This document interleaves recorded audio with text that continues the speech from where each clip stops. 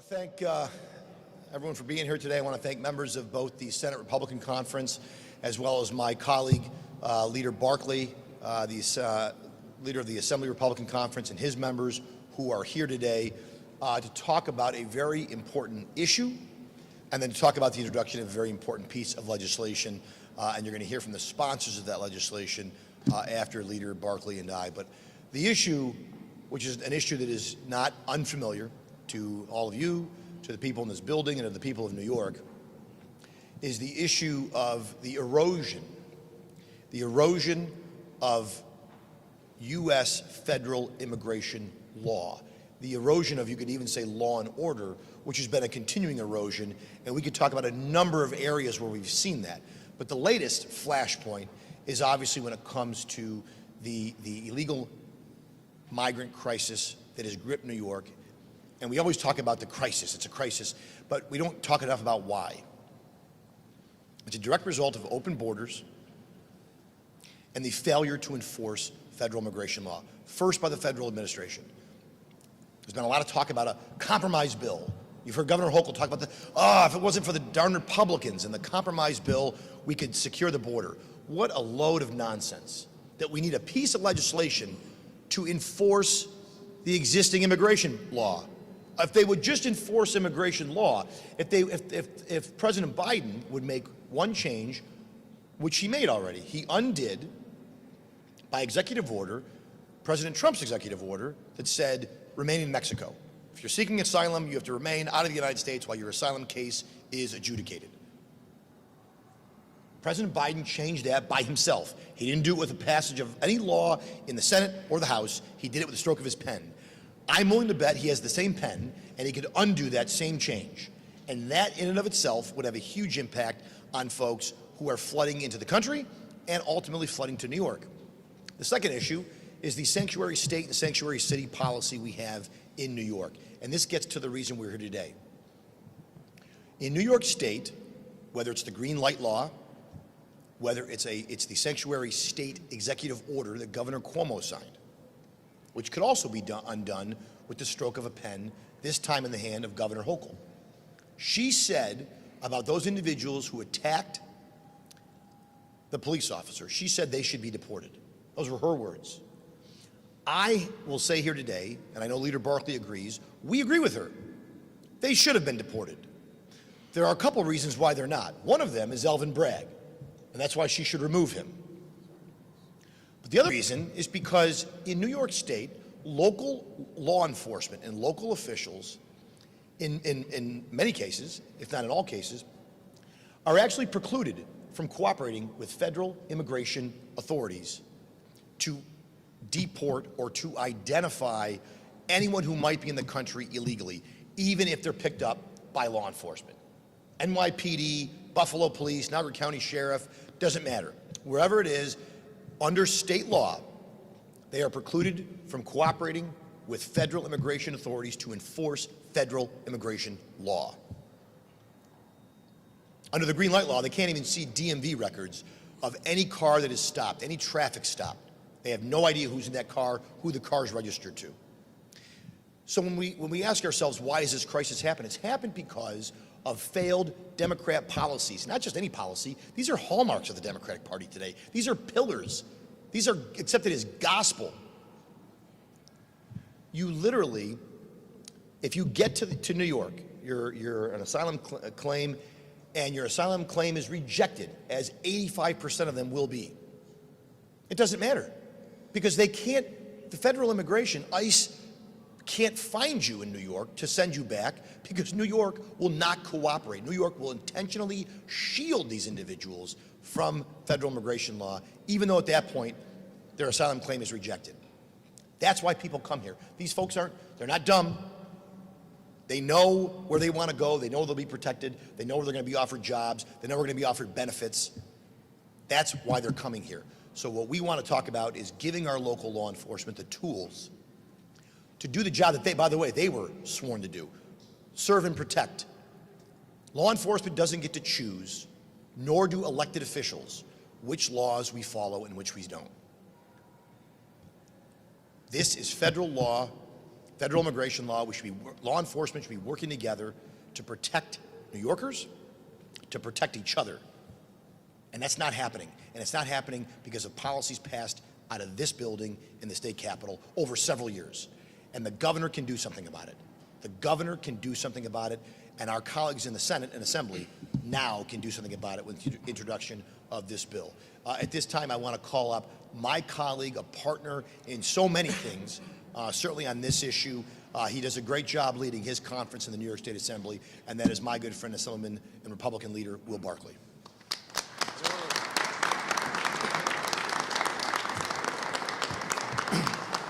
Thank you very much, Leader Ortt. It's a pleasure for me to join you and your Republican colleagues in the Senate, and I certainly thank the Assembly Republican members that are here today. I want to take you back a bit in history, and Leader Ortt mentioned this. Back in 2017, Governor Cuomo signed the executive order that didn't allow state agencies to cooperate with ICE. Then a few years later, in 2020, as Leader Ortt mentioned, we passed the Green Light Bill, all Democrats support, and essentially doesn't allow DMV to share records with any federal immigration agency. So the question is, why did they do this? Why did they pass these laws? We know it's not for good public policy. In fact, in 2019, ICE in New York State arrested 149 child predators, identified and rescued 105 victims of human trafficking, and arrested 230 gang members. So if they're doing it for public policy, they're doing just the opposite of what good public policy, they're doing just the opposite of what they should. The reason they did it was they were trying to appease the left flank of their party, which at that time, in 2020, was sort of in its ascendancy. They were doing it for political reasons, certainly not for good public policy. So let's fast forward now to 2024. As Leader Ortt mentioned, we have 8 million border crossings under the failed policies of President Biden. And now in New York State, we have 175 migrants in this state. And what's the Dems' response been to that? Interestingly, it's changed a bit. Governor Hochul said, if you're going to leave your country, don't come here, go somewhere else. Mayor Adams said about the migrant crisis, it will destroy New York City. Little shift in rhetoric there. Their policy, what is their policy to try to address this issue? Free hotels, meals, and public assistance. Kids in Brooklyn kicked out of their school to be able to use it for a shelter. $53 million in gift cards. $53 million in gift cards. $1.9 billion spent, 2.5 more billion on the way. And then changing our civil service rules to allow public sector jobs for migrants. The Dems clearly have no solutions to this problem. I'm pleased, working with the Senate Republicans and our conference, we have come up with solutions to these problems. They're not silver bullets, they're not going to completely solve these problems, but they're the right direction that we should be moving in. First, track and report all state spending that we're spending on this crisis. Require background checks on migrants and illegal asylum seekers. How about not allowing migrant shelters to go into daycares or schools? It seems like a pretty common sense idea. And what we're here to talk about, and I'm pleased to be here with our colleagues to talk about removing this sanctuary state and city that's been a curse, really, for New York State. So with that, I'd like to turn it over to the great Deputy Leader in the New York State Senate, Andrew Lanza.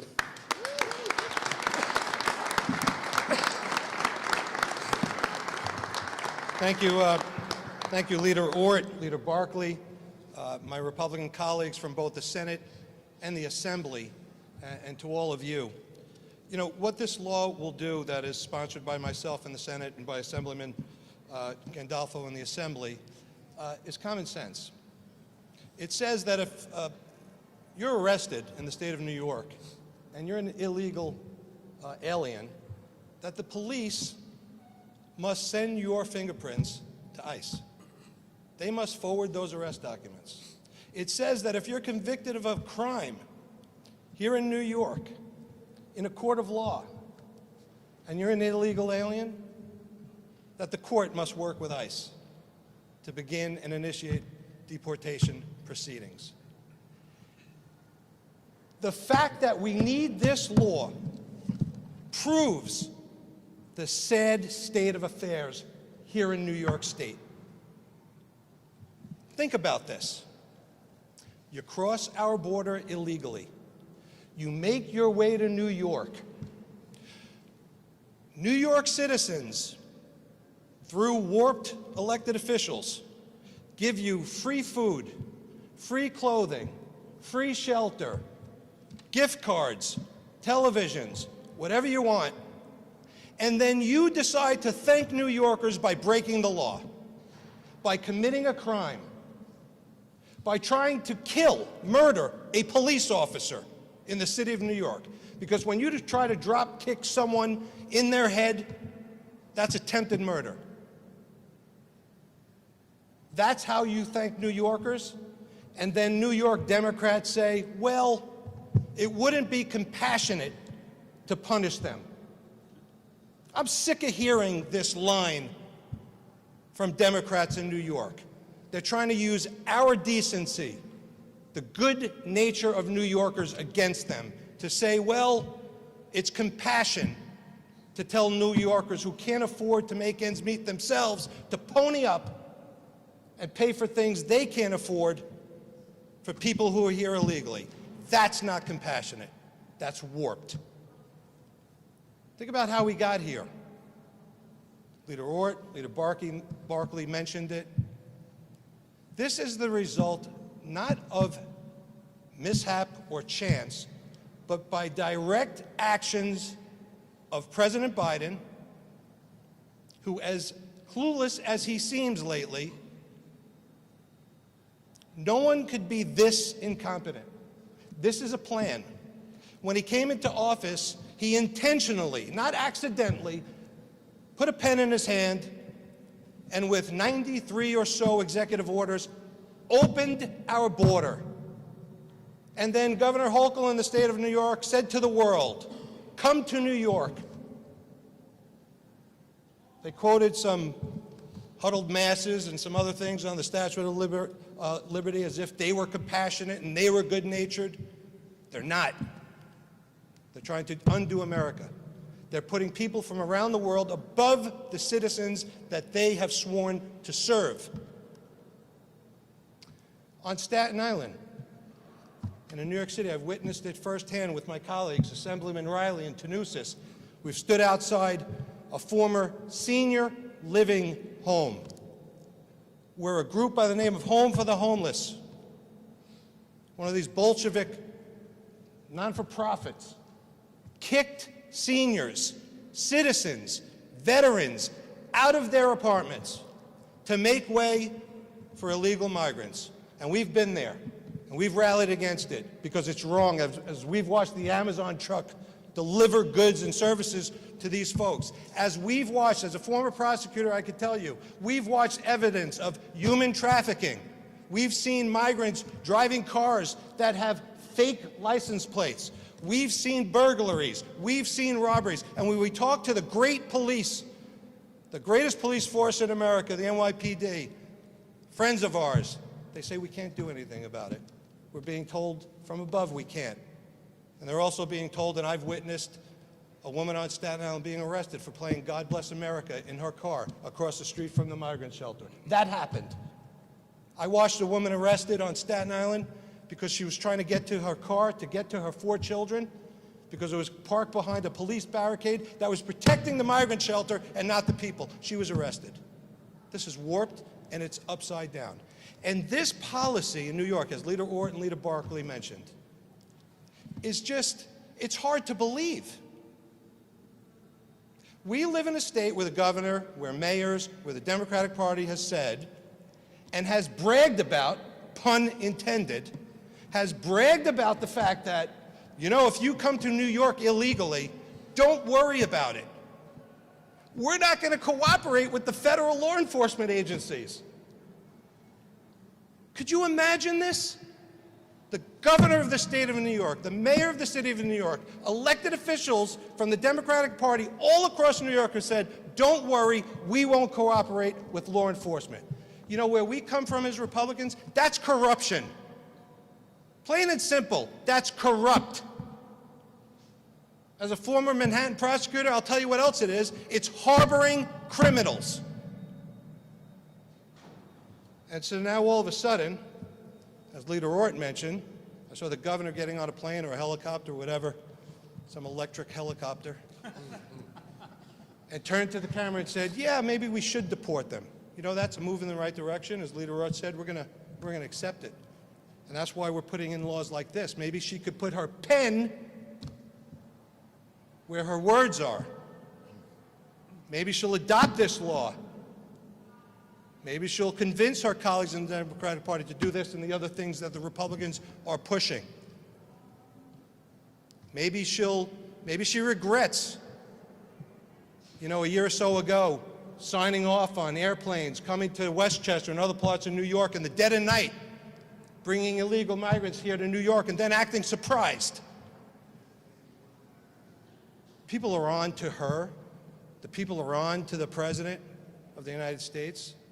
They're on to these Democratic policies who have threatened the lives of good, tax-paying, law-abiding New Yorkers and Americans. Why is the governor now all of a sudden changing her tune? You know why? Because it's not because she didn't think this was going to happen. You can't be that dumb when you roll out the red carpet where you protect migrants and not citizens. What do you think migrants, as Leader Ortt said, they're not dumb. You know what they say? Wow, we're above the law in New York. That's the only thing that can explain that when you try to murder a New York City police officer and when you're caught, you flip the bird to the rest of us. What kind of person would do that? Bad upbringing, bad parenting, yes, but also when you're in a state where you have a governor that says, hey, you're the victim, and I'm going to put your rights above the rights of New York citizens. It's disgusting and it's warped. It's got to change now. We need common sense. We need public safety. You come to New York illegally, you break the law, you got to go. And that's what this law says.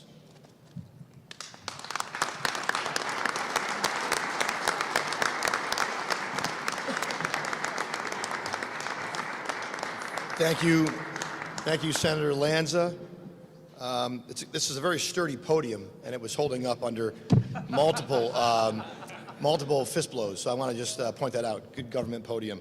At this point, I want to call up the Assembly sponsor of this legislation, someone who also has been steadfast and out front on this issue, and that is Assemblyman Jarett Gandolfo. Thank you. Thank you, Leader Ortt and Leader Barclay, for supporting Senator Lanza and mine's bill here, and all my colleagues for standing with me. For years in New York, the Democrats have actively worked to undermine federal immigration authorities and actually actively encourage people who cross the border illegally to come to New York. So that, coupled with the Biden administration's complete failure on the southern border, brings us to where we are today. When you can cross the southern border illegally, make your way to New York, and feel so emboldened that you will go out and try to shoot a police officer, that you will gang up and assault New York City police officers and commit heinous acts of violence against everyday New Yorkers, it's clear we have a real problem on our hands here. And like Senator Lanza said, we do need common sense, and our bill is common sense. He mentioned that our bill would compel law enforcement agencies when they arrest a non-citizen to report that to ICE. It would also provide for the notification of ICE upon conviction. But it goes further. Did you know that in New York, we lessened the maximum sentence for Class A and unclassified misdemeanors by 1 day for the sole purpose of protecting non-citizen criminals from deportation? Typically, a sentence of 1 year would trigger deportation. That can't happen in New York anymore. So what our bill does is restores a 1-year maximum sentence for Class A and unclassified misdemeanors. It goes further to repeal the provisions of the 2019 Protect Our Courts Act, which prevents ICE officers from making arrests at courthouses throughout the states. So again, what we've seen is that we're not only encouraging any illegal immigrant to come to New York, we're encouraging people who have criminal intent to come here because they know our criminal justice system is a joke and our policies pertaining to non-citizens here are a joke. So we need action on this immediately. We're calling on the governor to support our policy, bring some sanity back here, and make it clear that if you cross the southern border, you come to New York, you respect our laws or ICE is going to have your number. So I'll turn it back over to Leader Ortt, and thank you. Nice job.